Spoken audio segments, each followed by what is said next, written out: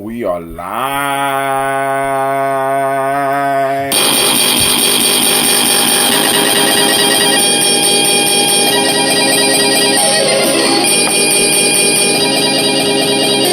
Mr. Deity, Mr. Deity, Mr.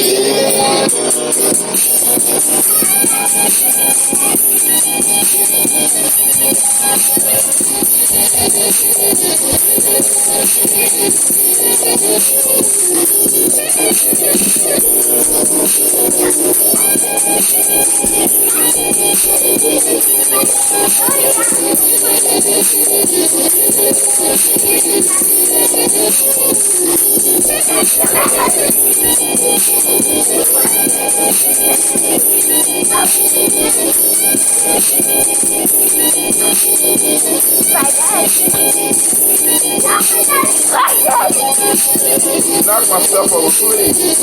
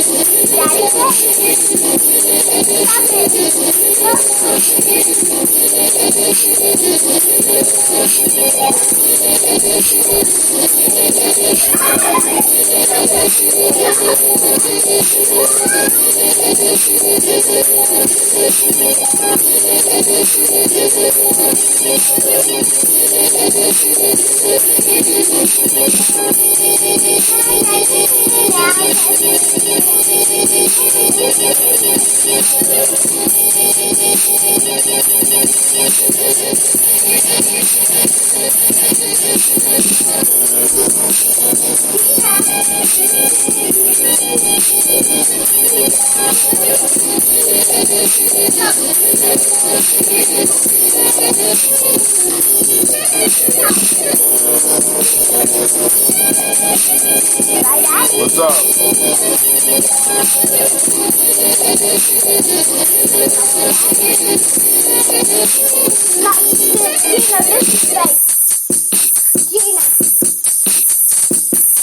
Gina, this is base. This mannequin thing is base.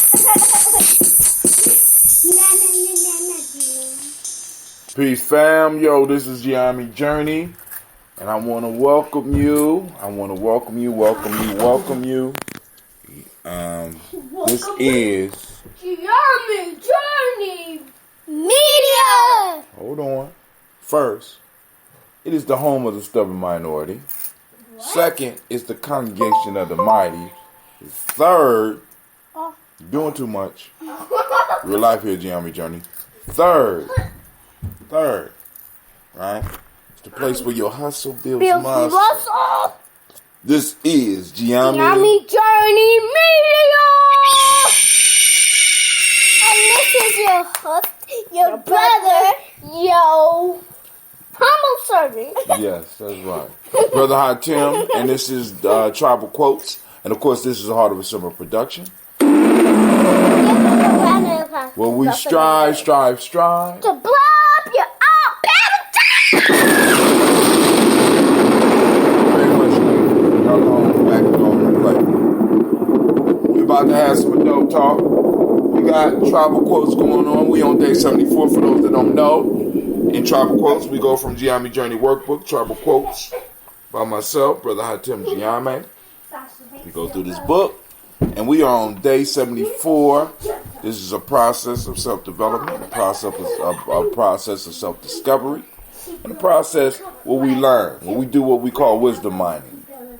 You know, twice a week, we sit down together and we do some real work, where we start having the discussions and other things pop up, right? Hopefully a lot of them got to do with issues that's going on right now, today. Hopefully you get something out of it. Hopefully we're bringing some type of value to your life, because we want to repay the community, because the community, especially in Columbus, well, really all over the nation, or really actually now all over the world, are giving us support for all the little things that we're doing here in little old Columbus, right? We got something else coming up real soon for y'all.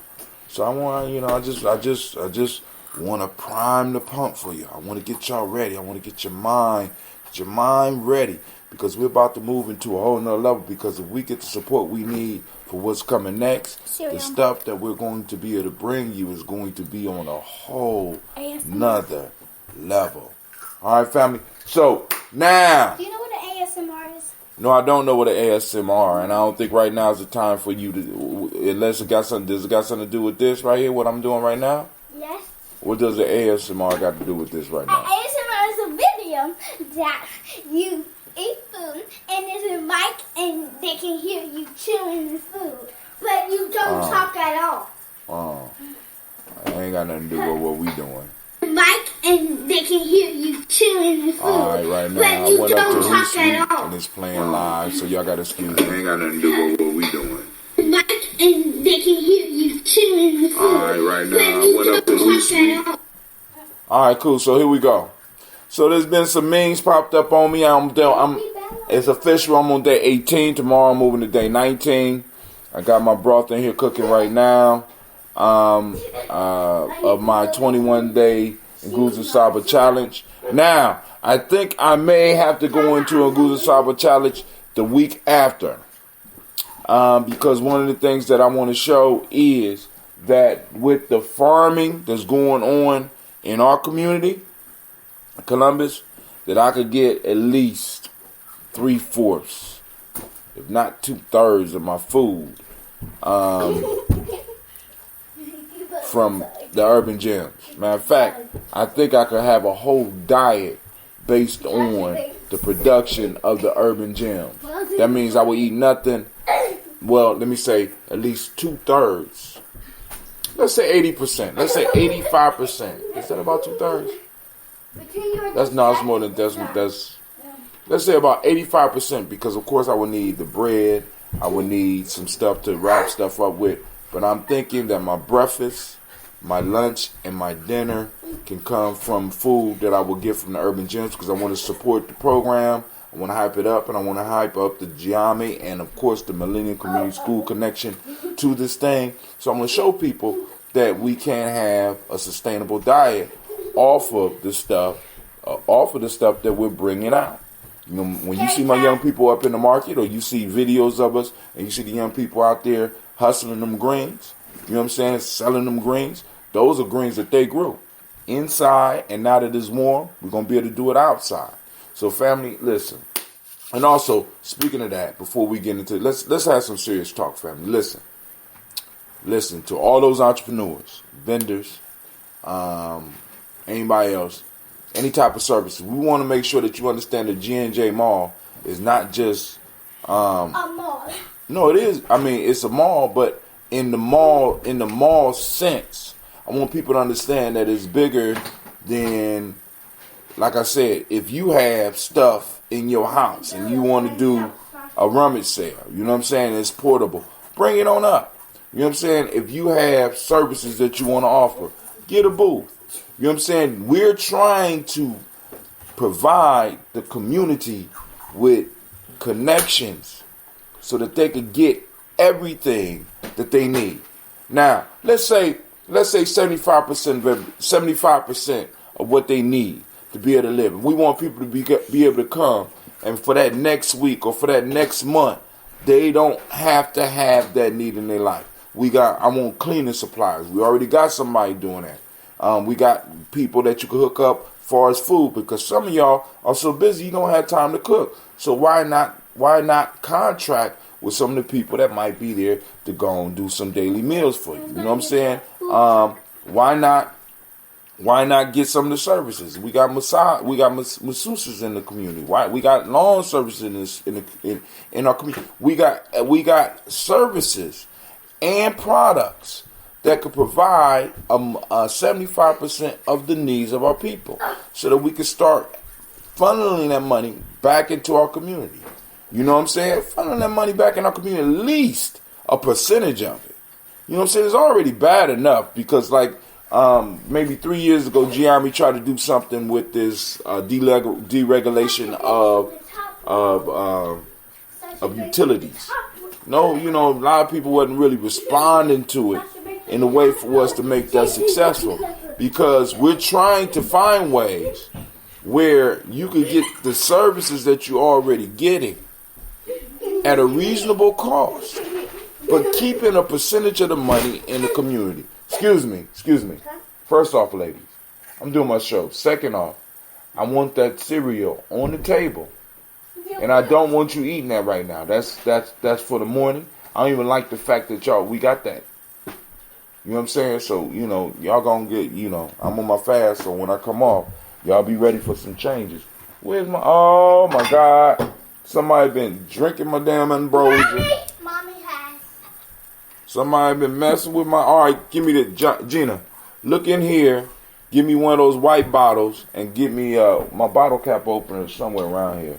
It's probably in the kitchen, because Cleve opened something for his mother.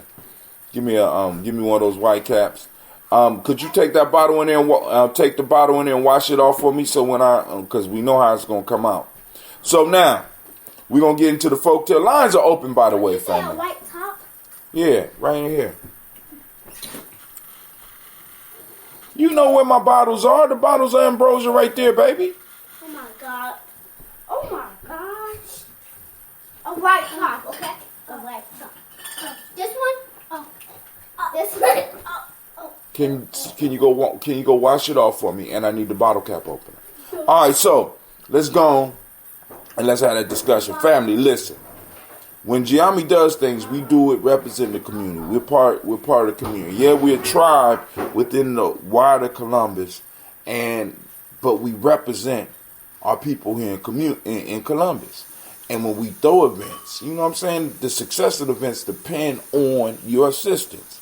So when you see our flyers, when you see our post, you know what I'm saying, you need to like it. Well, we would love it if you would like and share it. If you're down with us, we need you to like and share it, right? Because we have to start getting the word out about everything that we're doing. Can Gina open it? Well, y'all ain't got some toys or something? It's real life here, Jim. I'm too big for toys. Oh, you too big for toys? Yeah, you're not too big for punishment. Upstairs. Or go sit down or something. Be quiet. You know what I'm saying? My daughters come to life when I come on air. I guess it's in them. You know what I'm saying? I bred it in them. Also, we have the summer camps coming up, and we're going to have a local camp here in Ohio. And we would love your support for that. I'm just waiting for the information so that I can make sure I get it out to y'all, and we can start talking about getting some of the young people up involved. We already got some young people going to the national camp, but I want to make sure that somebody from Gye-Nyame, some of us from Gye-Nyame is represented here in the local camp. You know what I'm saying? So, lines are open, 614-556-4535. Once again, the number is what, ladies? 614-556-4535.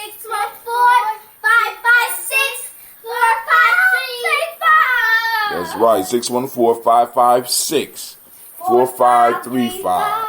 Just call in. You don't need a code or nothing. Just call straight in, and we can have our conversation, right? But now, let me read the Proverbs. But before we read the Proverbs, let's go and pop this ambrosia. For those that's new to the station, those that's new to this broadcast, those that's new to Gye-Nyame Journey, this is the elixir of life. This is called that ambrosia.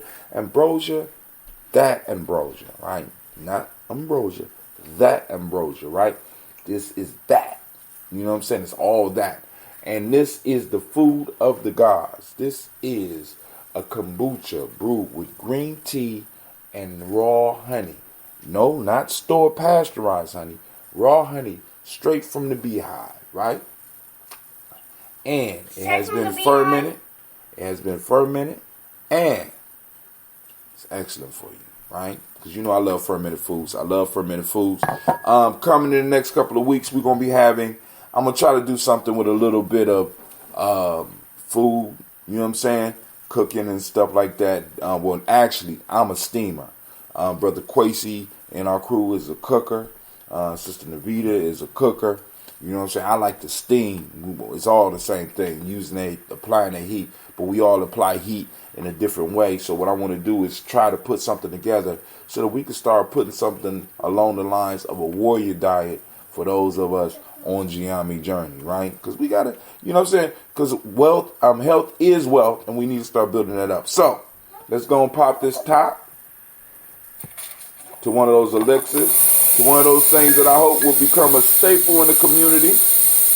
And I will be getting within maybe the next 6 months, I am going to be getting those champagne bottles, and I might even get the corker so that I can start having celebratory bottles.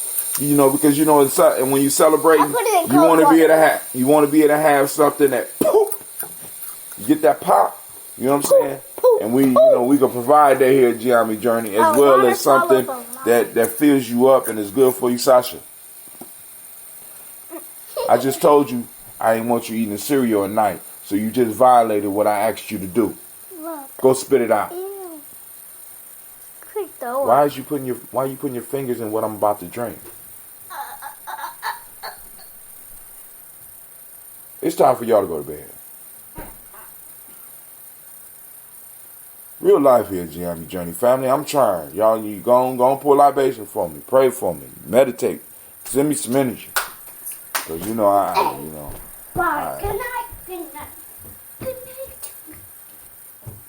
51. Got young babies. Hey.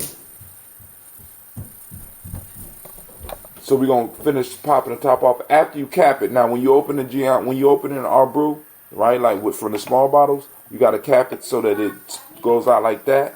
And then you could go on and after the pressure's released, look at that, beautiful. Look at that. Look at that. Ew. I'm not going to ask you to go upstairs again. All right, so unlike the toast, we don't have to wait to go in. Oh my God. Look at that head. I could say something so inappropriate right now, but I won't. I know some of the brothers out there thinking that, but you know, I always like a good head. All right, anyway. Woo, look at that. Brewed right here in Columbus. And I can show you how to make your own, or you get it from me. Either way. You know what I'm saying, family? The whole piece is about promoting the health and sharing the information and growing together. So let's get into this conversation here. All right, here we go. We're going to let that head go down a little bit.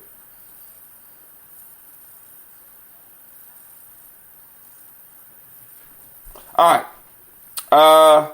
Day 74. We are on day 74.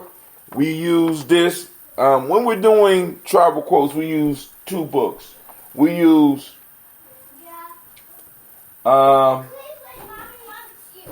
this book, Gye-Nyame Journey. This is the main book, but then we also use the African Tree of Life.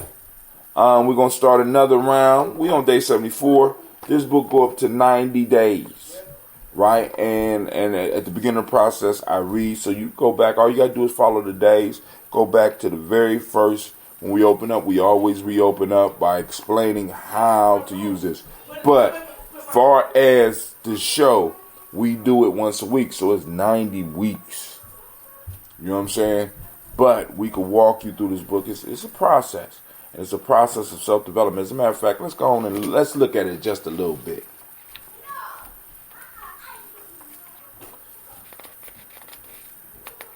Gye-Nyame Journey Workbook, Tribal Quotes, compiled by Brother Hatim. Talk about my love for the Proverbs. Let's get here. How to use the book. After years of going through this process, I have found that it is best to do them in the proper season. Although you can start right now, I suggest you start or restart the process in the proper season. The proper season is easy to find and will be explained more in depth in another book. If you want more information about the right time to start and determining your personal season cycle, feel free to check out my blog, Gye-Nyame Journey, at gyenyame.com. But I got so many blogs. So I'm gonna handle that. Here we go.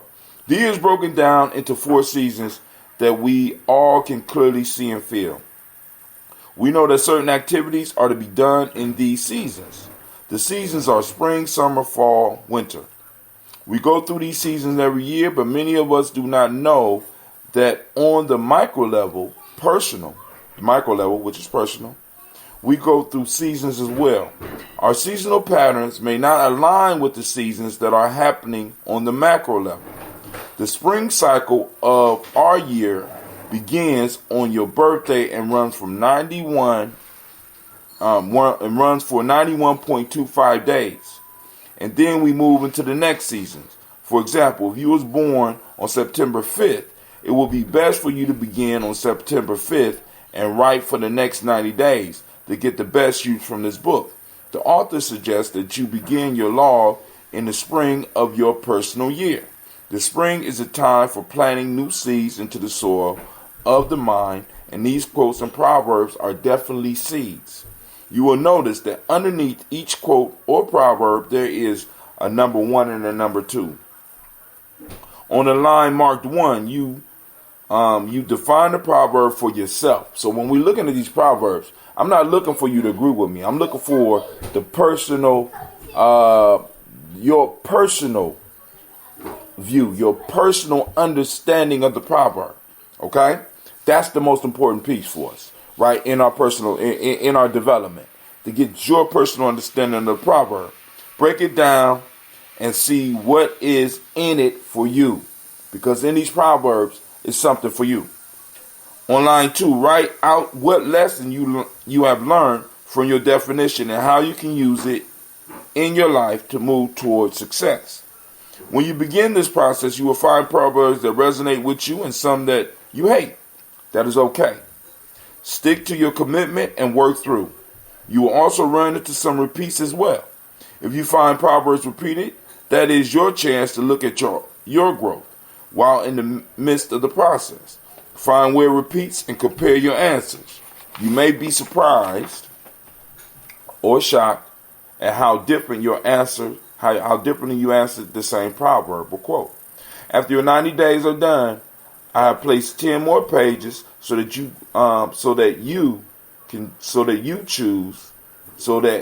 if you choose, can continue following the proverbs that I post on my blog. I also suggest that you keep a diary on the side to monitor when the wisdom that you are reading and writing about starts to appear in your life experiences. Write down these experiences and notice how you react.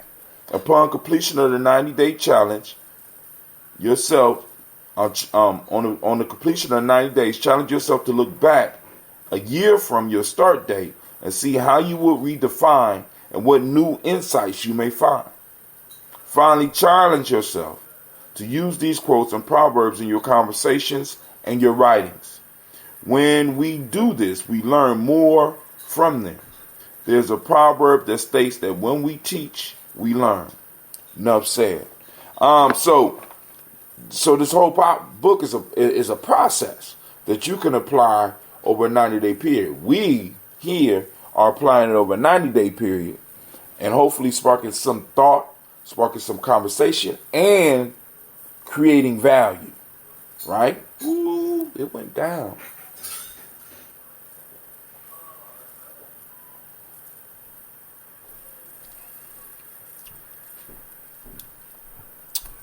What's that?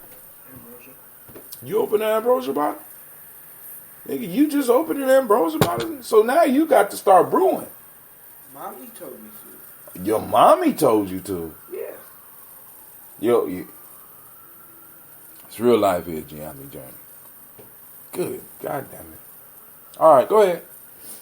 His mommy told him to. All right. So, we keep the ambrosia flowing around here. I got to monitor because, some people take advantage.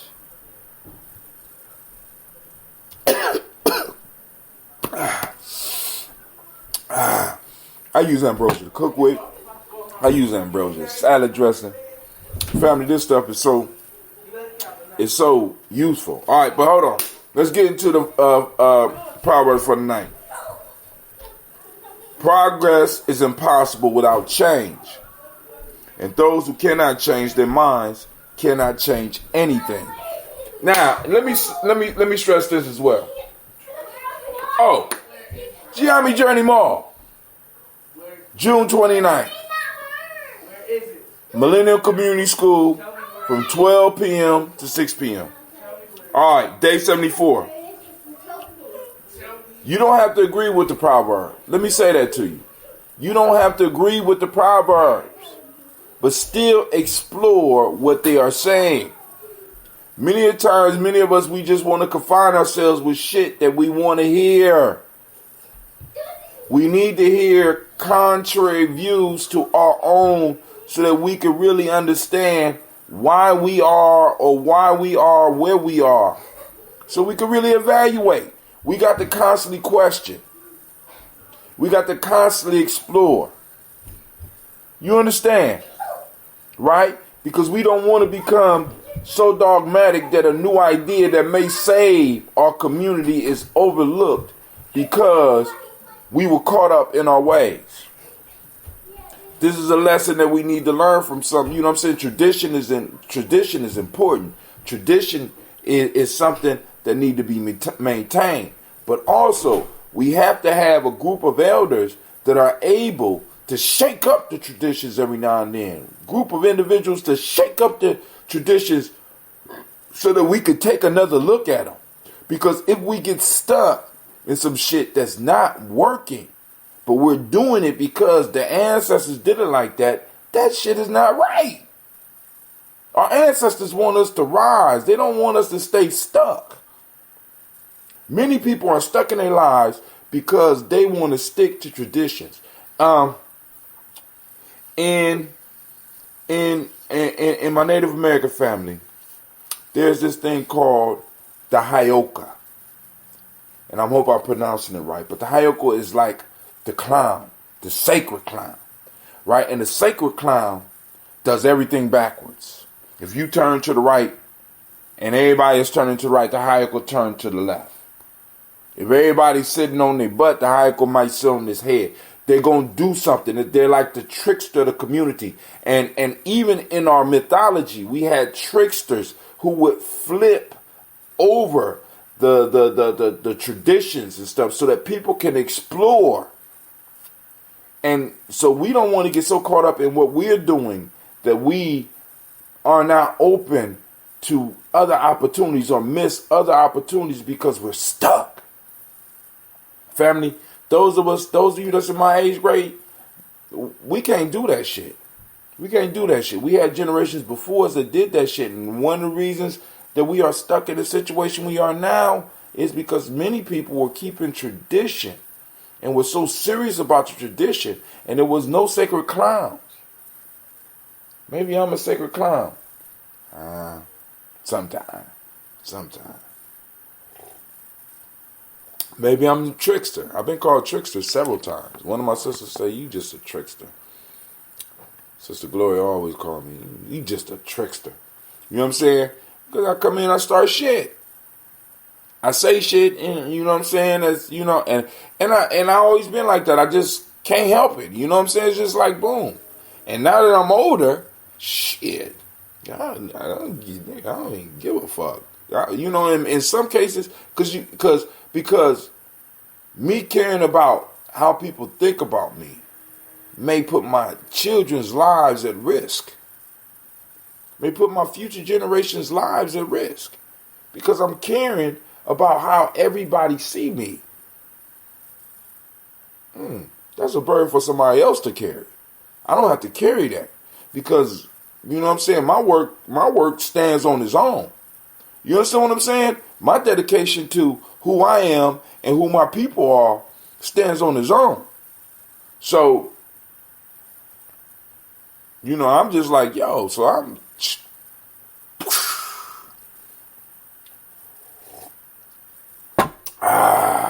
Here we go.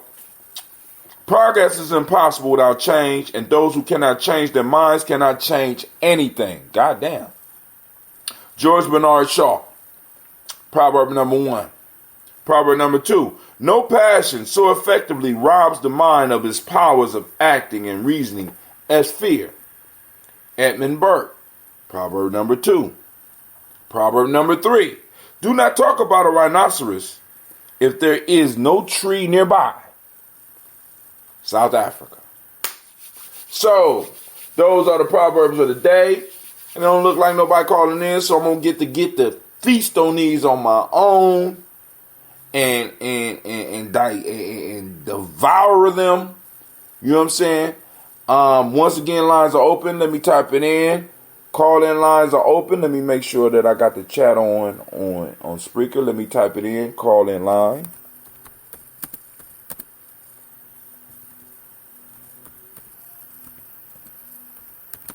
Open. 614-556-4535. Boom. Let me put it on Spreaker too, family. We want the Spreaker family involved in this. By the way, family, if you could, go out and like our Spreaker page. This is a Gye-Nyame Journey Media, or just look up Gye-Nyame Journey, or look up High Tim on Spreaker and like our page. Also like us on Facebook. No, not like the group Gye-Nyame Journey on Facebook and YouTube if you would. And subscribe. Call in lines. Call in. I said Cali. Call in at 614-556-4535. Wow. There we go. And we might even be able to get blessed and get Kwame to get a show. You know what I'm saying? Because he's a lot calmer than me and has a lot more information than me, logged into that brilliant mind of his, so we might be able to talk him into doing a show or doing something. Now, also, family, be sure to check out our June newsletter. Right? In our June in newsletters, we're gonna be updating you about the stuff that we're doing. We're eventually gonna have a coming events page. We're eventually gonna be able to accept ads and stuff, and we're going to grow it as our influence starts growing over social media and in the different communities where eventually Gye-Nyame tribe members are gonna start popping up. Now, but there is, because y'all heard Quasi talking the other day about 150 person rule. In Gye-Nyame, there's a 150 person rule. When we reach 150 people, we have to split the tribe. Crazy, right? Got to split the tribe. So eventually there will be 2 Gye-Nyame tribes. Except all the people, you know what I'm saying? Gye-Nyame is going to be the initiation hub. And the next tribe is going to have to find whatever it is they're going to take control of or whatever, blah, blah, blah. But then they're going to have their own name, right? Still be part of the Gye-Nyame, up under the Gye-Nyame umbrella, but we're going to have to, tribes can only grow to the size of 150 fully active members. Now, if you're an associate member and stuff like that, or you just donating stuff, that's not really counted as a member. If you're really active in what we're doing, when we reach 150, the Gye-Nyame has to split. So that we got, you know what I'm saying? Because the issue is that after 150 people, science shows, actually it's about 149, the science shows that there starts to be a cultural breakdown because people don't know each other. We have to be able to interact. A culture is we have to be able to interact. So with 150 people, that I'm closely associated with, that I'm dealing with. I'm gonna be able to know names. I'm gonna be able to know families. I'm gonna be able to know different individuals. But after 150, there's like a breakdown, and so you have to kind of tribe it off. Now we still could be meeting in the same places, but it'll be a different name. You know, like because everybody that's in Gye-Nyame is like Gye-Nyame, right? But then eventually we're gonna have another tribe coming because we're growing slowly and steadily. But eventually we're gonna have another tribe. You know what I'm saying? Somebody within Gye-Nyame who got their rank up is gonna be able to get their own tribe, right? Of course, it's going. We fam, right? We fam, and we got to make sure we, because the story of G go with them. But then, but with starting a tribe, you have to be able to have. Now, that's top secret. I don't talk too much. All right, here we go. So somebody out there, family, anybody, 1 to 3. I need to know which number you want me to start with. 1, 2, or 3. So somebody out there. So while I'm waiting for somebody to respond, I will look. There has been some memes. Once again, memes are going up about Brother Hatem. Because once again, I'm on day 18. Well, actually, I'm moving towards day 19. Woo! I'm almost done. Man, I done completed another 21-day fast. And then the next one, and like I said, I'm going to talk with the people I need to talk to. I'm going to hook it up. I'm going to be, showing y'all some of the stuff that I'm going to be making, and how I'm making it.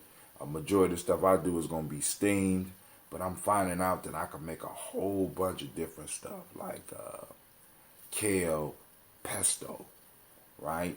You know what I'm saying? And rather than using olive oil, of course, I'm going to throw the African piece in there and throw that palm oil in there. See, because my whole piece is, one, connecting back to who I am, right? Connecting back to the African in me, right? Although I am ADOS, right? My roots are in the continent of Africa, and most likely the west coast of Africa. And a major thing that pops over there, and I love it, is the palm oil and the coconut oil. So we're going to get into using that with some of these leafy green vegetables and some of these herbs, right? See, because although we might not be able to grab all of the leafy greens over there, the leafy greens were an important part of our survival mechanism over here. So I'm going to be able to plug into that whole ADOS thing, but at the same time, bring that African touch with some of the products that I'm able to get from over there, that I'm able to add to kind of throw in that African element so that they can plug into my DNA. So Miss Tracy is on the line once again. Let me go and clear the table, because last time Miss Tracy called in, she called in and started a conversation that got the lines popping because she put a challenge out. Go ahead, Miss Tracy. What's going on? Welcome to the show. I was kind of waiting for you to read the three quotes again, because I didn't really catch them all. All right, here we go. Number 1, progress is impossible without change, and those who cannot change their minds cannot change anything. George Bernard Shaw. That's number 1. Number 2, Edmund Burke. This is by a dude by the name of Edmund Burke. No passion so effectively robs the mind of its powers of acting and reasoning as fear. And number 3, do not talk about a rhinoceros if there is no tree nearby. That's South Africa. 1, 2, or 3. Your choice. We can start. You gonna participate in the conversation. You ain't gonna sneak out on me. I say 1. All right. So she wants to start with 1. Progress is impossible without change. And those who cannot change their minds cannot change anything. Hold on. Anime, get on your job. Anime fasting too. When I fast my mythical animals, they fast to support me. At least they say say they faster. My Phoenix over here looking like she gaining weight, but she claims she faster. Don't go ahead. So you want to start off, or you want me to start off? You can start. Now I think you better start because you already know how I get, girl. I'm just throwing it out there. Now you can throw it back to me, but you know how I get. Okay, so what I found is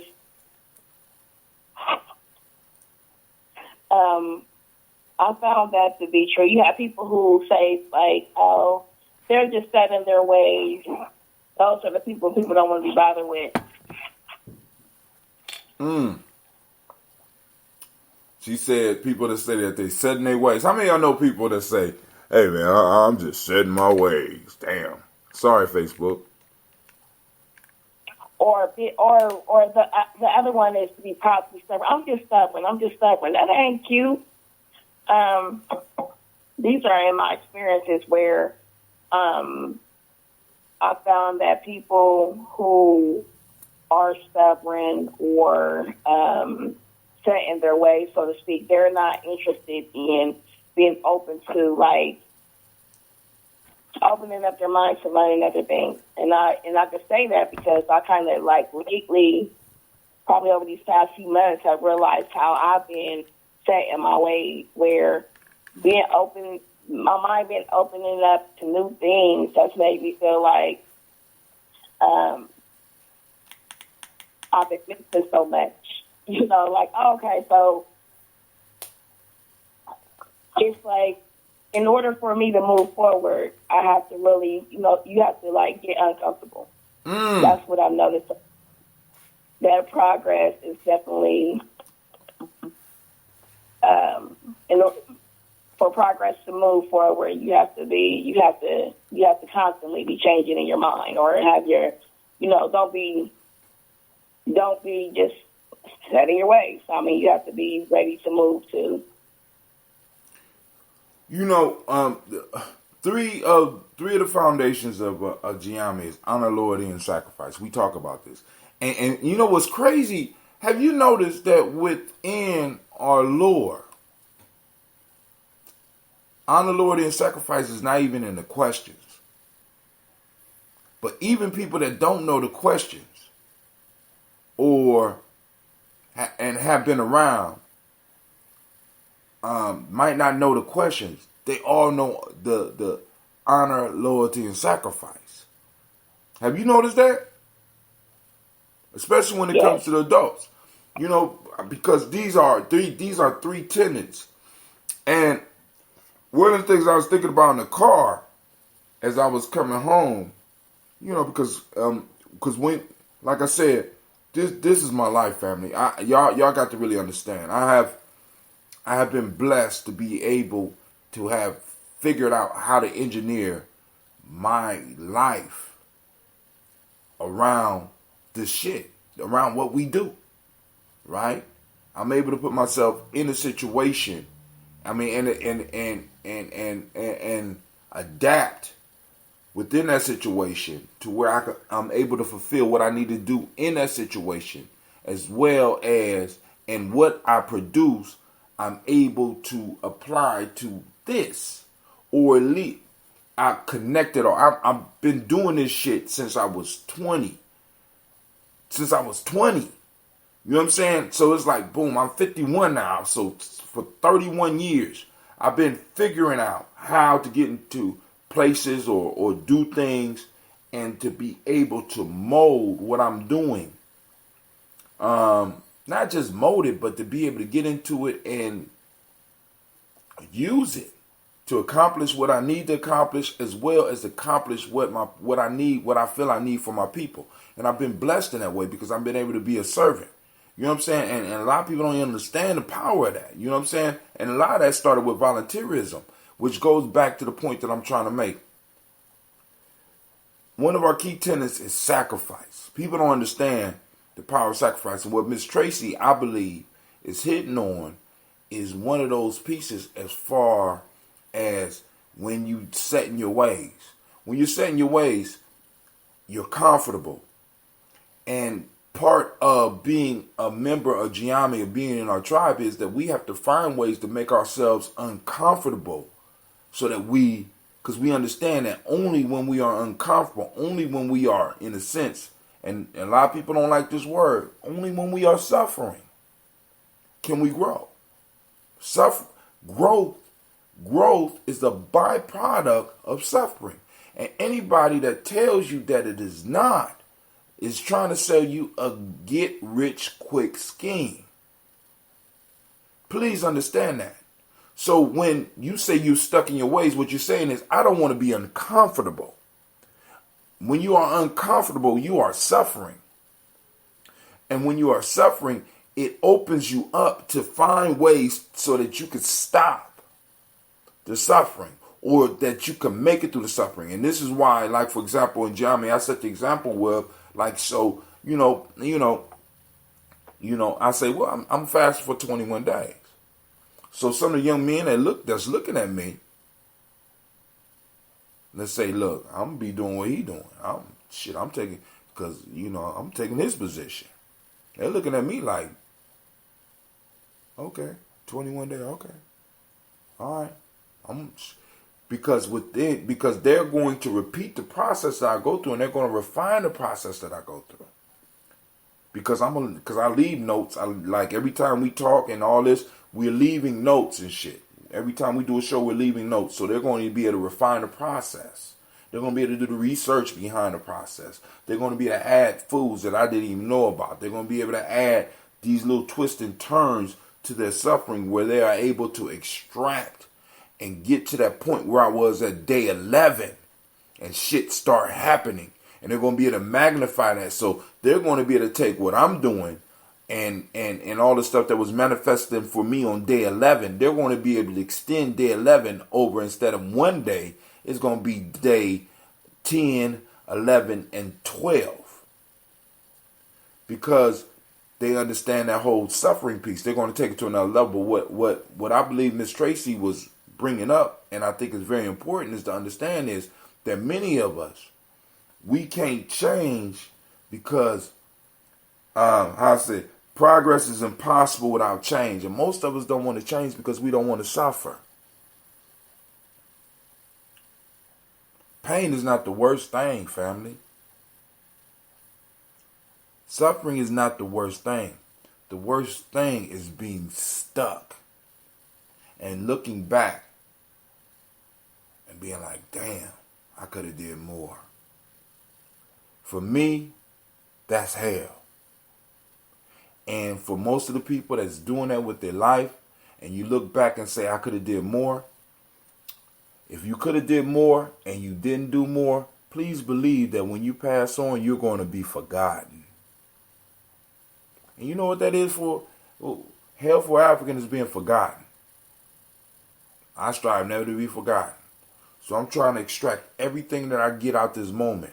And I'm trying to make sure that I'm leaving the seeds and I'm leaving my lessons, so that the young people behind me can take my lessons, if they choose to take my lessons, and be able to move it towards another level.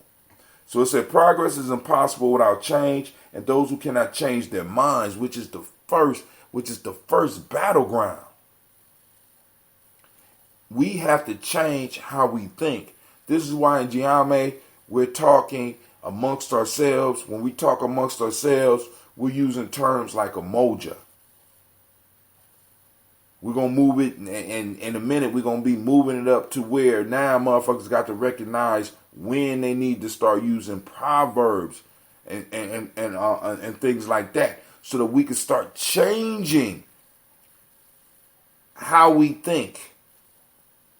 Just the whole thing of having to keep track of your week in a way that you're unaccustomed to puts you in an uncomfortable place.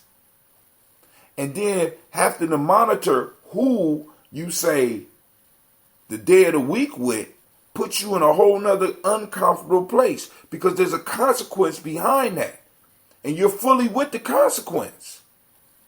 So you're able to grow. Right? So progress is impossible without change, and those who cannot change their minds cannot change anything. The mind is the key. So we have to start putting ourselves in situations where we can change our minds. And how do you change your mind, Miss Tracy, if you don't challenge the very things that you're thinking? If you don't ask questions about the very things that you're thinking? Any system, any God, any leader that does not challenge you to think truly, because they're all of them going to say, well, I want you to think. But do not challenge you to think truly. It's conning you. It's conning you. Think. You have to be able to change your thoughts and you have to be able to evolve. But go ahead. I hear you. I hear you. Go ahead. So I thought of two things. One of the things that we spoke of before in conversation was about the illusion. You know, the illusion of thinking that, of believing that you're not poor. You know what I'm saying? Oh no, that's what it was. The illusion of children believing that they are rich. So that's one of those mind tricks where, you know, being not relating to your circumstances thoroughly. It's also one of those moments of not trying to change your mind or trying to avoid what the truth is. There you go. That's what I think of that. Yeah, I mean, the other one. Go ahead. No, you go. The other one was, what was the quote? I freed about freeing 1,000 slaves. I would have freed 1,000 more if they only knew they were slaves. If they only knew they were slaves. Buying the illusion, buying that illusion.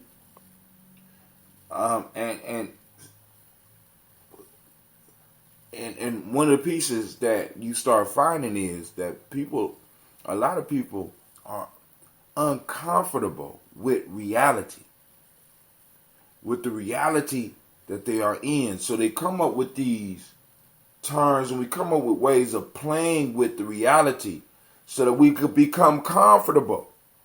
Family, listen, especially if you have children, you need to make your children uncomfortable with our present state. The reason we got as much action in the 60s that we did from young people, it wasn't old people doing that shit. Martin Luther King wasn't no old. He wasn't old. Malcolm X wasn't old. The reason we got all the shaking and movement from Stokely Carmichael's and all those young people was because they were uncomfortable. If you want your children to change their situation, they have to be uncomfortable. Because as long as you are in comfort, you have no reason to grow. Suffering causes growth. And I ain't saying go and just beat your kids on a daily basis, but there are things that we can start doing to change. This is why when you talk about rites of passage, nobody really wants to talk about the reality of what rites of passage was about. Rites of passage was about exposing young people to the reality of their position, the pain, the suffering, the being uncomfortable and doing uncomfortable things so that they can grow. And so that the people, as they grow, the people can grow with them. But no, we want to give our children illusions and shit. How do we progress as a people when all of us are, when we all dreaming? When we still live in the dream? I have a dream one day. And we all still dreaming. Dreams only come to action when we go to work. And in order to make that work, we have to have honor, loyalty, and sacrifice. Sacrifice being one of the major ones on there. This is why I challenge people. I say, listen, I understand like we get up early. You know, we in summertime right now. I understand we get up early and do the daily toast. It's a sacrifice. A small one. A small one. But a powerful step. A affirmation. An action that becomes an affirmation within your life that says that you want to move forward. You don't have to agree with shit I do. Or, no, my fault. You don't have to agree with shit I say or shit I do. You have to even have to like my diatribes. But the fact that you get up, look, get to the toast, nigga. Just get to the toast. Right? Because we have to start learning that when I sacrifice and I give, a cycle is developing. And there's a cycle that develops between those that tune in with me and them, regardless of where they are, because I'm giving time, I'm giving something, I'm making sacrifices. You know what I'm saying? There's pain and suffering behind the very phone that I'm looking at you right now and talking to you about. I'm talking to you on the speaker, how we connect to speaker. There's pain and suffering in how I got that to do that. Right? And it's like, boom, there's a transaction that's going on between us. And that's what Mayat is. That's Mayat is truth, justice, righteousness, because there has to be a balance in the transactions between us. And when somebody like Sister Tracy called in and let me run my mouth this long without cutting me off, you know what I'm saying? I appreciate it, but baby, you better get in here because you already know how it is.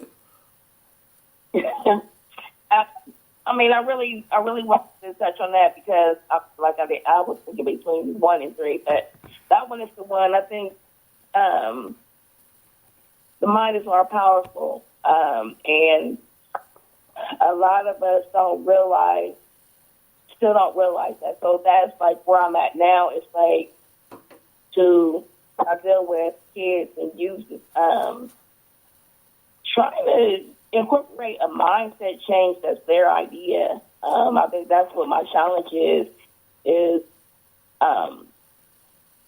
to coach them into seeing their own greatness. Now, so that is my challenge.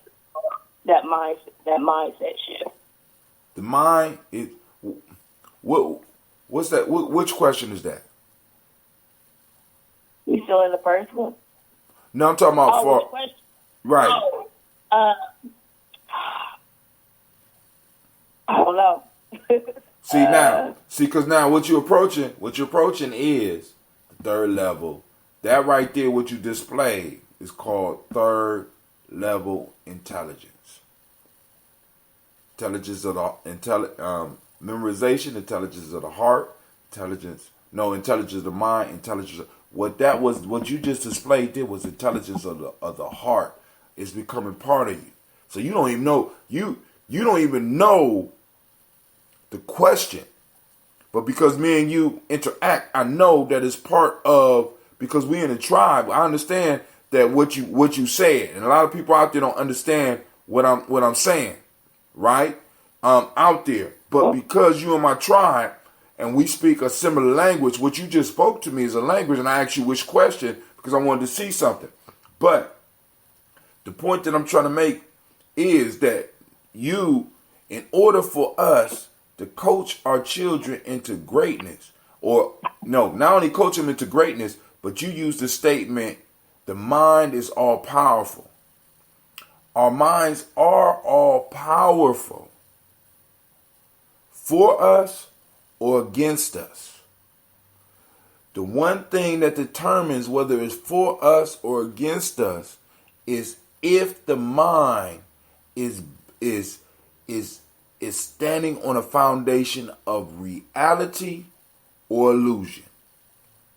If it's on a foundation of reality, it's all powerful for us. If it's standing on a foundation of illusion, it's all against us.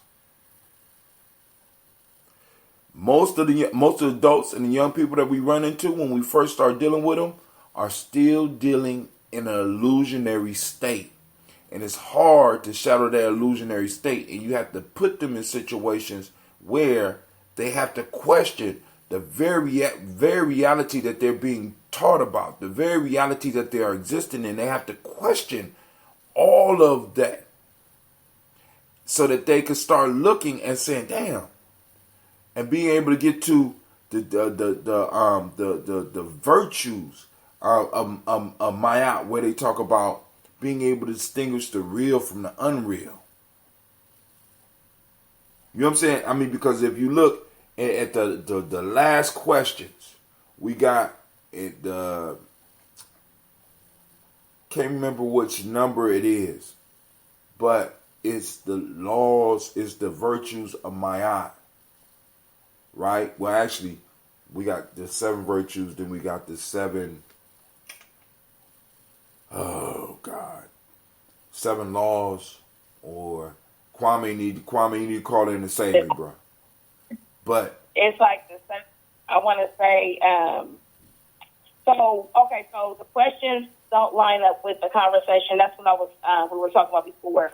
So it's 42 laws, but then I was asking about the virtues and the principles. So that's where I was getting confused with the virtues, principles, and the laws. And you explained it's 42 laws, so I think it's 7 virtues and 10 principles. Oh, there you go. See, because Kwame clarified that, because what we was calling laws are actually not even. He called them the 7 attributes of Maya, the 7 things that in a sense describe Mayatic behavior: truth, justice, righteousness, reciprocity, balance, order, and harmony. But then there are 10 principles in a sense of that we need to practice. Controlling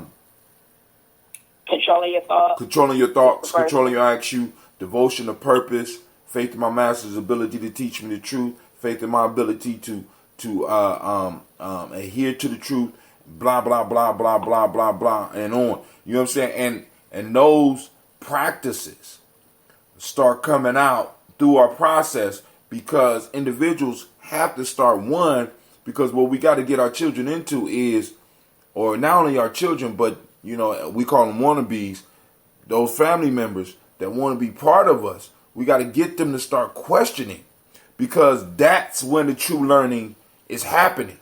Because we have to understand, see, if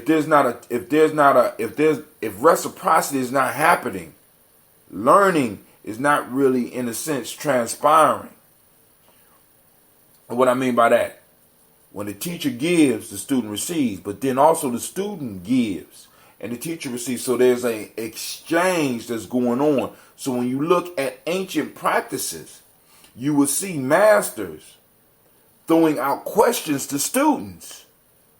Students responding to the question, and then the master going back and reflecting on the students' responses and responding with another question. So rather than the teacher, the master giving the student more information, the master is forcing the student to dig deeper within those inner resources and start regurgitating information that they didn't even know that they had, by using skills that we're giving to them. Because in school, you are supposed to receive the basic skills of thinking, not regurgitating the basic skills. Math teach you basic principles of thinking. Writing teach you how to structure thoughts.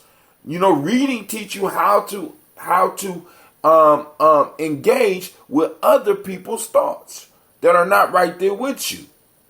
Not just being able to absorb other people's information and regurgitate that shit, but then once again, memorization, intelligence of the mind, intelligence of the heart. Bringing it right back to our lessons. But shouts out to Osos213 hashtag. I don't know what that means. He said, K-Postle, what's up? To you as well. Thank you for tuning in. Like and share. But he said Esther in English. Yeah, we in English, man. I'm sorry. And I know you probably put that up there 30 minutes ago and shit. But yeah. So progress is impossible without change. And those who cannot change their minds cannot change anything. We got to be very clear about that, family. That mind is one of the first refuges, one of the first dams you got, one of the first battle lines that you got to cross in order to make the changes.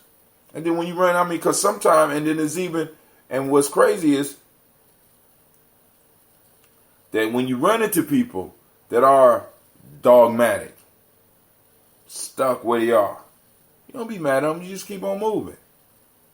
You ain't got to convince them. You know what I'm saying?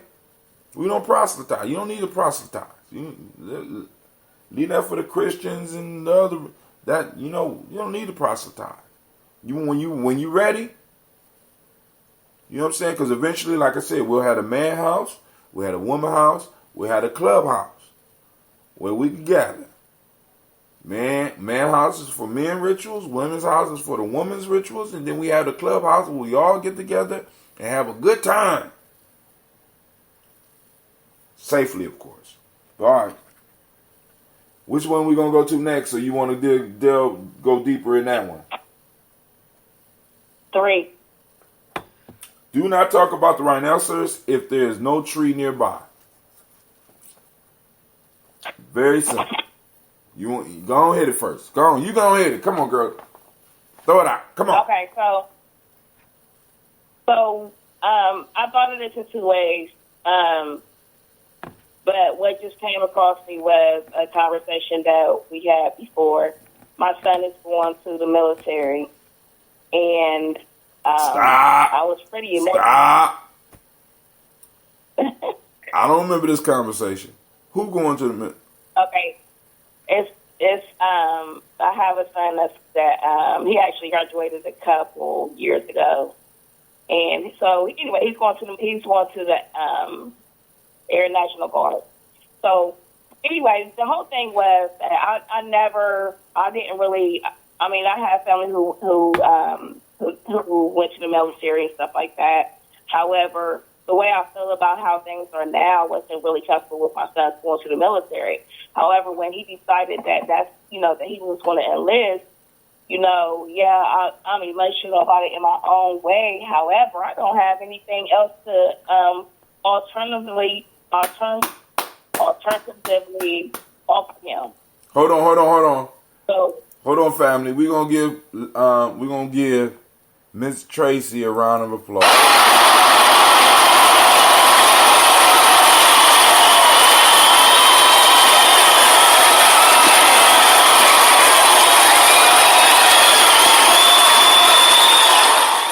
Because that's a bit of reality for a lot of us. That a lot of us don't want to face. You know what I'm saying? Now, let me say this about the military. I love the military. I love the military. I went to the military at 16 and a half. I was still in high school. I did what they call a split option program. And it was one of the best things that I ever did.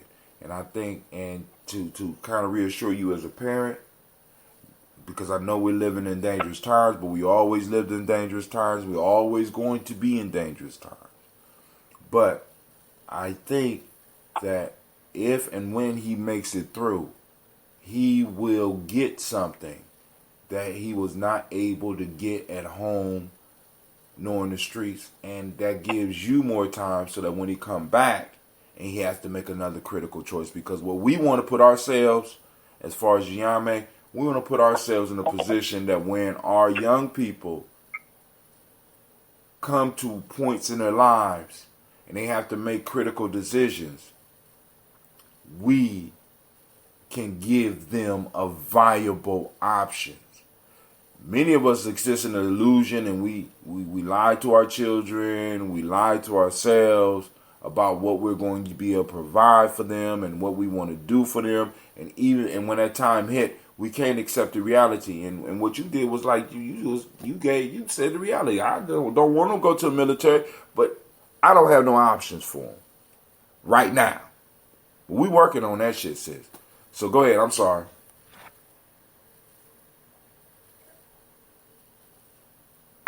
Go ahead. I'm sorry. Did I talk her off the line? I'm still here. Oh. So what I thought about that is to talk about did you read it again about the rhinoceros? Don't talk about the rhinoceros when he doesn't have a tree. Do not talk about a rhinoceros if there is no tree nearby.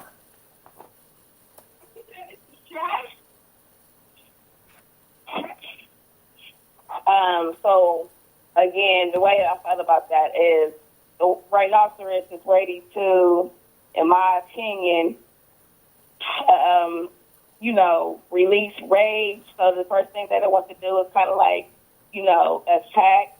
And if you don't have the tree there to offer it, then the attack could be unpredictable. You don't know where the attack will land. That's my take on it. Now, for me, this is one of those pick your battle type things. There's a similar proverb that goes, the mouse only laughs and teases the cat when there's a hole nearby. You only deal with something that could crush you when you have something bigger that could protect you from that thing nearby. You know what I'm saying? And a lot of us, and it's sort of like picking and choosing your battles. If I'm standing on the plains and a fucking rhinoceros is out there, and the rhinoceros is minding his business, I'm not gonna go and fuck with the rhinoceros because, like you said, he's gonna be unpredictable, and when he comes raging, he's coming to hit me. And if I don't have an escape route, an escape plan, I am more than likely going to die. You understand what I'm saying? So a lot of people deal with these issues that are rhinoceroses without any... And that's what I was going to say. The attack could be on you. If you don't have the tree, if there's not a tree there, then the attack is against you. Nothing else to offer it. Nothing else to offer it. Because when it comes, you got to have an escape route. And for a rhinoceros, you're not going to outrun that motherfucker. So you need somewhere to go high and out of his ability, because rhinoceros can't climb a fucking tree. They can hit the tree. But if it's a sturdy tree, you ain't got to worry about it. But other than that, family, I mean, you know what I'm saying? You know what I'm saying? A lot of times we go out and we pick battles that there's no possibility we gonna win. And when you see something like that happening, you have to keep this proverb in mind, because when you see somebody that's going up against a thing or a person that they can't possibly win against, start looking for the hole or the tree that they're going to climb into. You know what I'm saying? You learn this in the street because, like, oftentimes when you see a little motherfucker that's talking super bold, and you like, man, I'll slap this motherfucker too. You know what I'm saying? One of the first things you learn, there's obviously a tree in this motherfucker. Because I know this little motherfucker is not taught. There is an escape route. There is a trap. There's something about to pop off on me if I take this bait. I learned that early. You know what I'm saying? I learned it early. You know what I'm saying? And so you have to start looking for this, because it's not just a proverb to tell you, all right, boom. You know, if you pick a fight with somebody bigger, run up a tree. Make sure there's a tree close by to you. Make sure you got an escape route. But also for you to recognize the other angle. If you are in a situation and an individual could look at, and you can look at that individual and you can know that they know that there's no possible way they can win. You dealing with one or two. Pick your battles. Huh? Pick your battles. You pick your battles, but I'm saying that if you are on the possible winning side and you're looking at somebody that you know can be obliterated, and they're talking and they're talking crazy, it's one or two things happening. Either you dealing with a totally crazy person, or you dealing with a wickedly wise individual that is setting you up. You understand? Yeah. Because they got a tree to climb. You the rhinoceros. You look at it from the perspective of rhinoceros. If I know that I could run you over, I know that I could destroy you, I know that I could crush you, and you're talking crazy to me,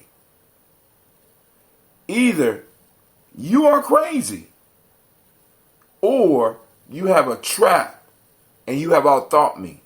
So I have to be very cautious in how I approach you and how I deal with you, because you have some information that obviously I don't have, or you're just crazy. You know what I'm saying? So,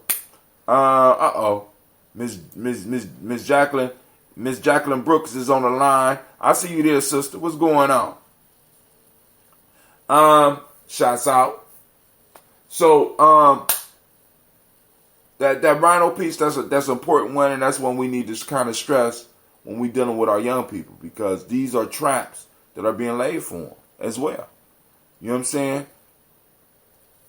A easy victory, just from the looks of it, is not always what it appears.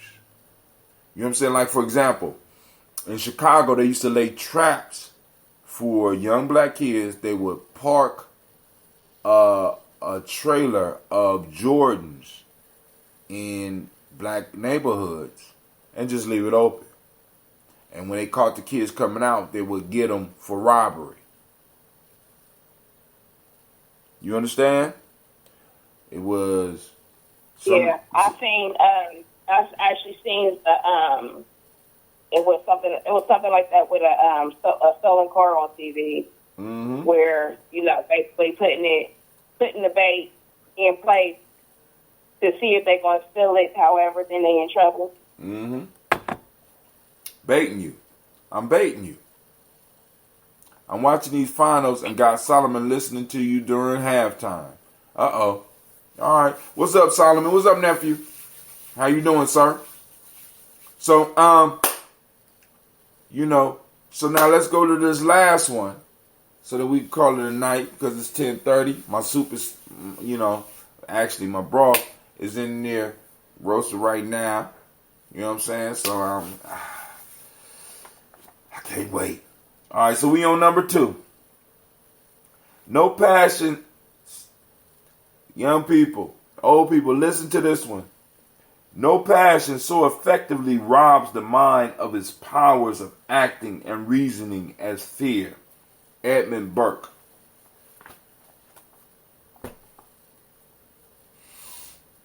Come on, Miss Tracy. You're taking the lead on this. Come on now. I'm getting you ready. I'm getting you ready to take over the show. Read it one more time. No passion so effectively robs the mind of its powers of acting and reasoning as fear. Oh, yes, because fear pulls your track. Fear keeps you from, fear keeps you in a comfort zone. So,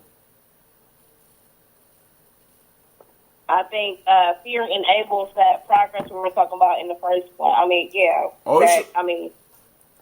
Fear disables that progress in the first one. So I think they kind of coincide a little bit. Oh, man, they definitely do. They definitely do. And also, fear, how can I put it? Fear is a strategy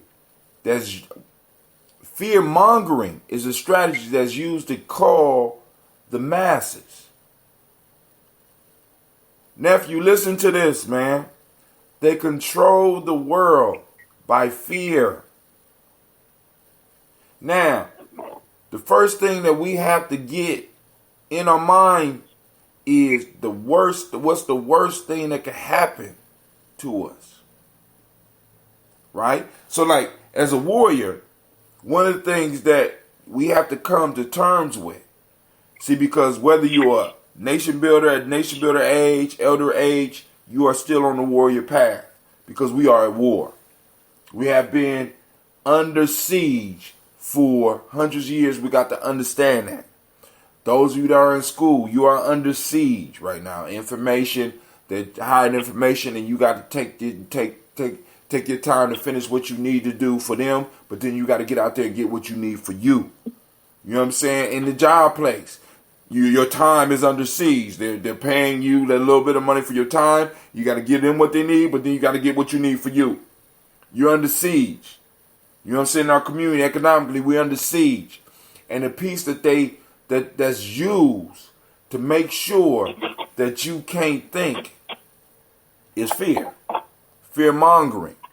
You know what I'm saying? I got to breed fear between y'all. This is why I keep on saying we have to start establishing tribes where we are so that I know who I can trust. You know what I'm saying? Who can I call when I have an issue?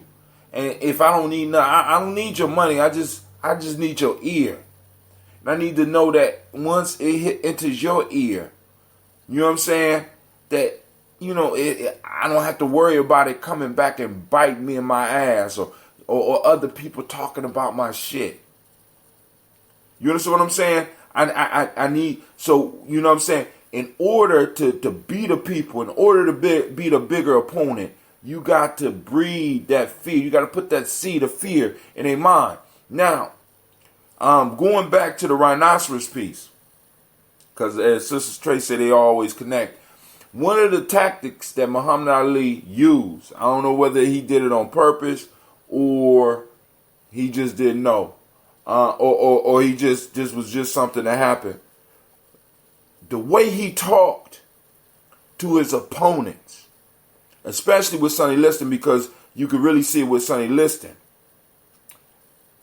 He would get so irate that they started to wonder whether he was crazy. So he talked to himself in such a fervor. If you will go and watch the movie, I can't remember, Sister Jackie, what's the name? The Greatest.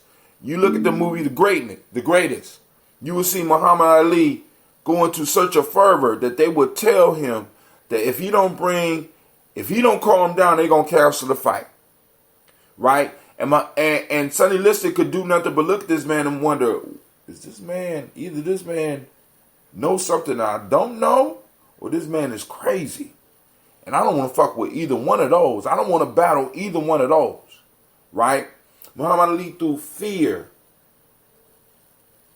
in its place, not out the window.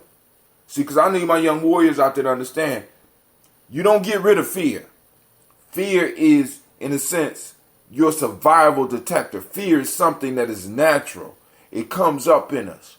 What we have to master and learn how to do as warriors, and as individuals in this life, is learn how to deal and work through the fear.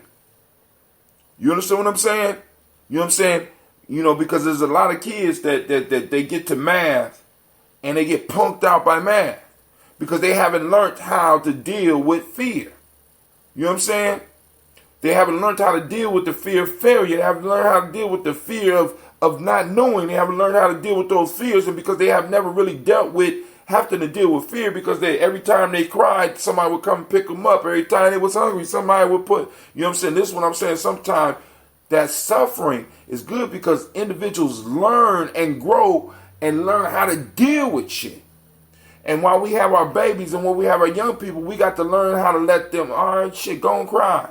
You fell down, all right, cool, all right, hold on. Can you reach up? Can you jump up? Can you spin around? All right, you know, and play. You know what I'm saying? Suffer a little bit. You know what I'm saying? So that when it comes to the math, you know, boom, you start crying, go and cry. Yeah, you're good, get it out.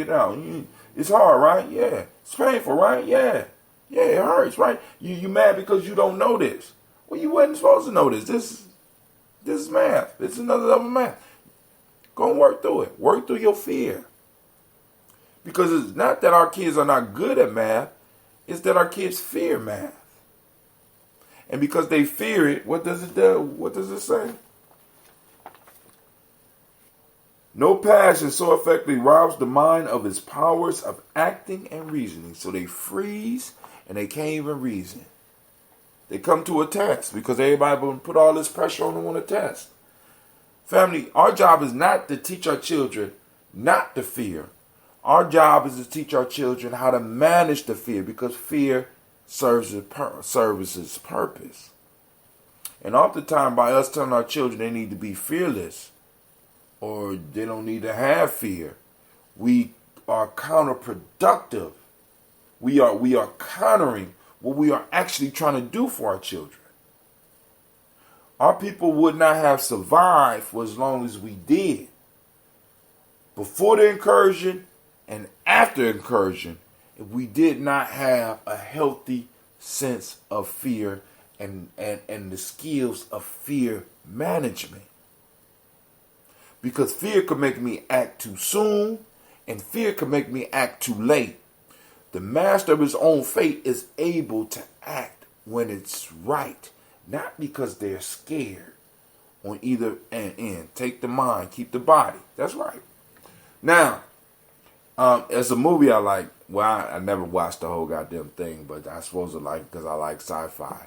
But it's called Doom.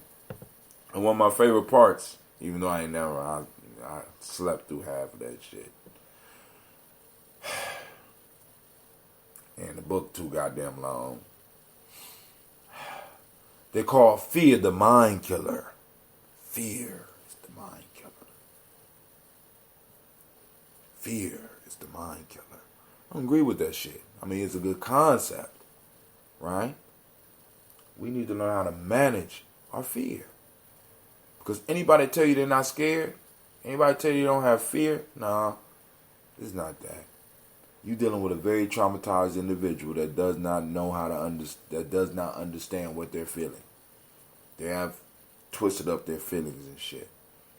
And you might need to reconsider hanging with that motherfucker, because if they can't recognize fear, they're very dangerous to you and to everybody around them. Please.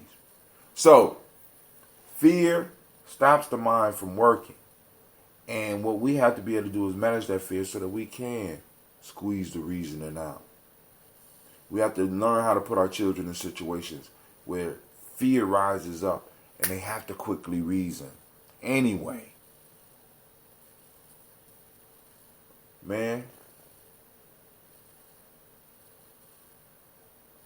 Oh. Jackie said, you have to watch Kanye on David Letterman on Netflix and see his church. So Kanye got a church. Jesus. It sounds funny, but he made some good points about fear. Hey, listen. You don't have to necessarily totally agree with somebody to get the wisdom from them. Shit. A lot of quotes in these books. The people, when we read the history, we won't even like these motherfuckers. But these motherfuckers have some gems. You know what I'm saying? You can find wisdom everywhere. So family, I'm gonna check that out, Sister Jack. I'm gonna check that out. It's on Netflix. There is a whole.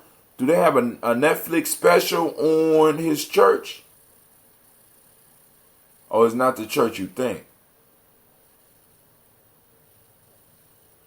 All right, you have to.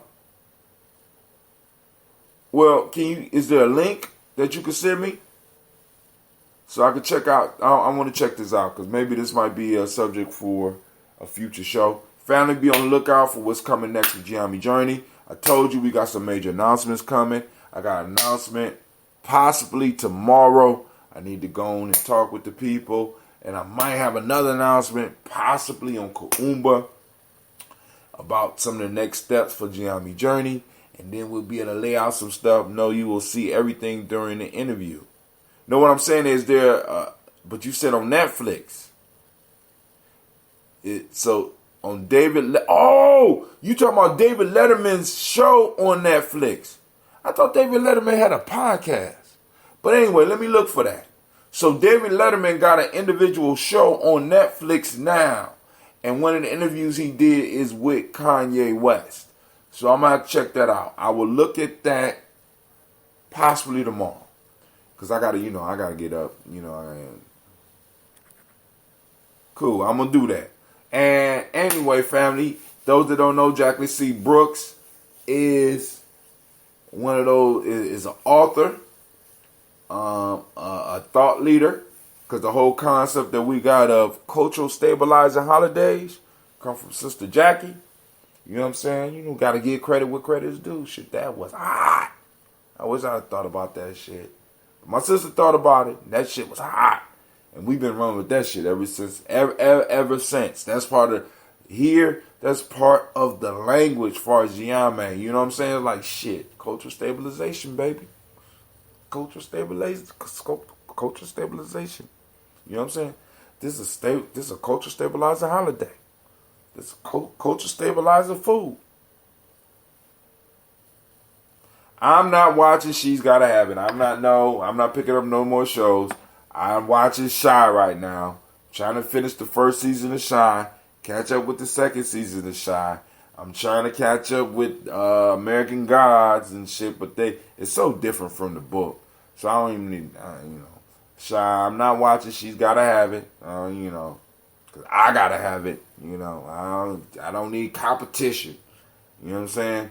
All right, but yo, shouts out to everybody that took the time to spend your time with us.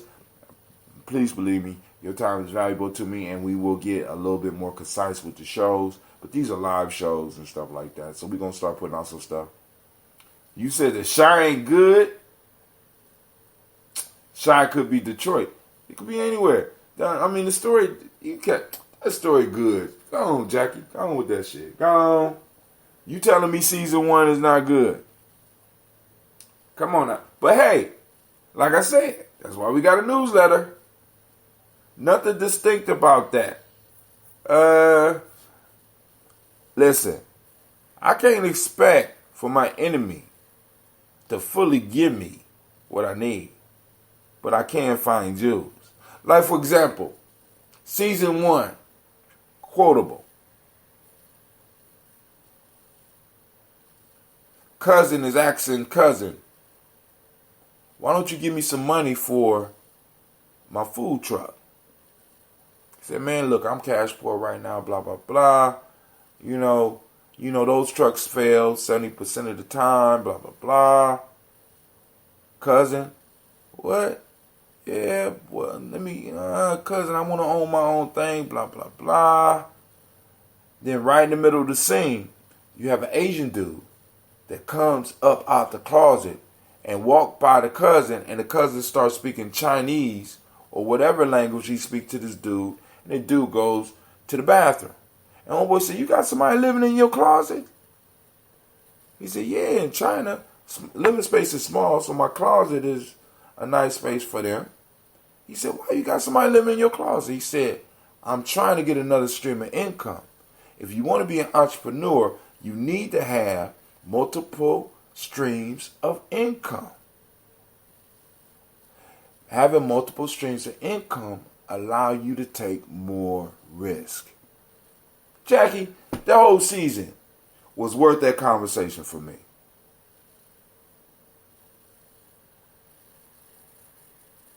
You said there was nothing distinct. Then it fizzled out because there was nothing distinct to Chicago.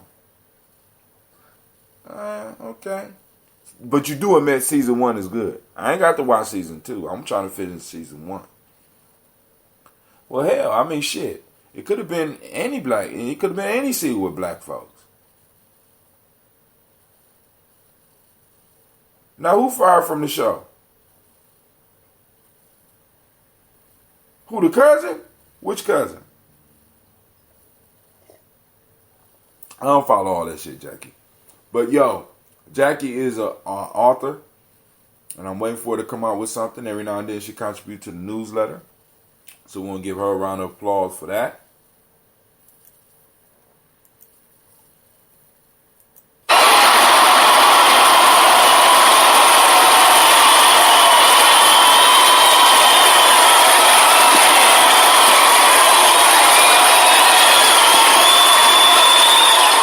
But I understand what you're saying. They could have just called it Black City is what you're saying. It didn't have to be Chicago. It could have just been Black City, right? Is that what you mean? There was nothing distinct about it. It could have just been Black City. Oh, he ain't on the show no more? Wow. Well, that's how I go when we don't, when we ain't running shit. He wanted more money.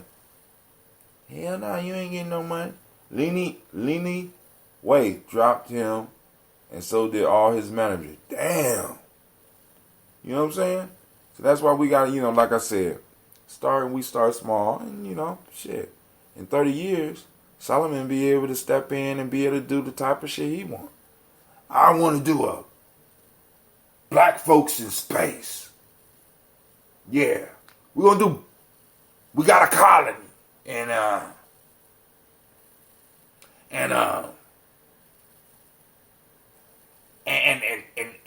we don't have problems with white folk no more, but we got problems with flying birds that's trying to run the same tricks on us that the white man ran on us in the past. And Cleveland be like, I want to be a producer, but my sister Gina got to be in the movie. All right, cuz, we can do that. Where's he interning at?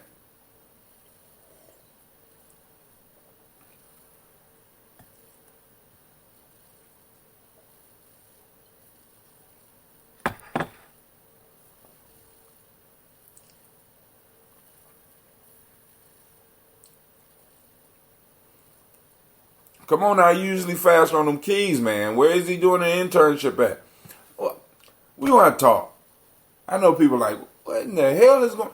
This is a family show. This tribe. Shit, I got a tribe. He doing an internship with you. That's hot. What the hell you doing? I mean, is he writing articles? Oh, that's that thing you wanted me to call you about, right? I'm waiting.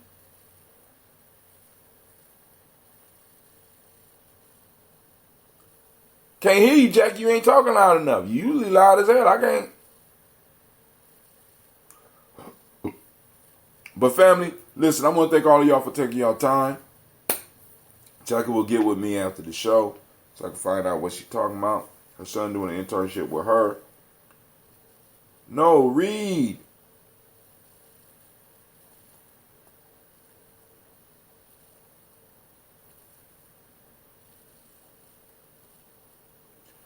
See, there you go with that. All right, so now, let me explain.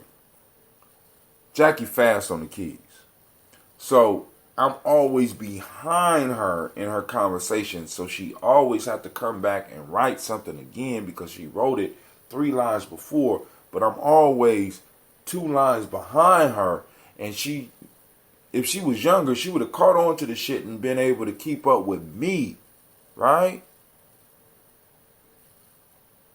All right, let me use the bathroom. I'm gonna get off of here. I'm gonna sip on some soup. It's almost 11 o'clock. Do you want me to call you tomorrow? Or you want me to call you tonight?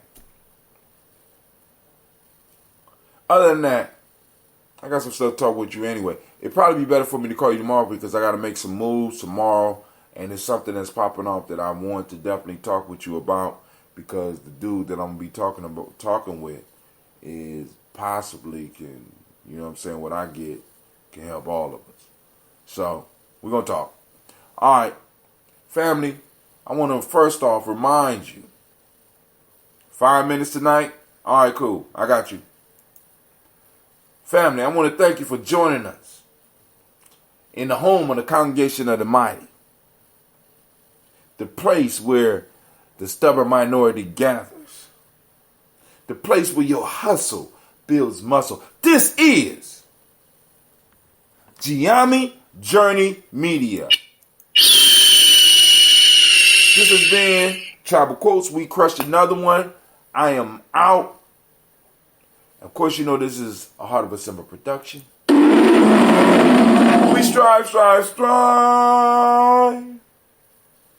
to blow up your old paradigm.